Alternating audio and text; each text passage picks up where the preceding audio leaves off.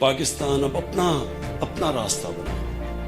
ہم اپنے ذہنوں کو آزاد کریں کہ ہم کوئی اچھے غلام نہیں بننا چاہتے، ہم ایجاد کرنا چاہتے ہیں، ہم نیا راستہ ڈھونڈنا چاہتے ہیں، اپنا راستہ، اور وہ آئے گا سائنس اور ٹیکنالوجی سے، نالج اکانومی سے، وہ تعلیم سے آئے گا۔ ہماری دو بڑی ایڈوانٹیجز ہیں، ایک کہ ہمارا دنیا میں سیکنڈ ینگسٹ پاپولیشن ہے، ایک ینگ آبادی ہے، دوسرا ہمارے پاس بڑا ٹیلنٹ ہے۔ جس طرح ڈاکٹر صاحب نے کہا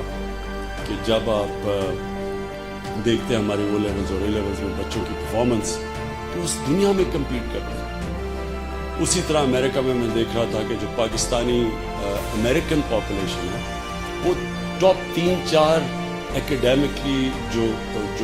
ٹاپ پہ جو ایتھنک مائنورٹیز ہیں، ان کے ٹاپ کے اوپر پاکستانی 3-4 ان ایتھنک مائنورٹیز میں سے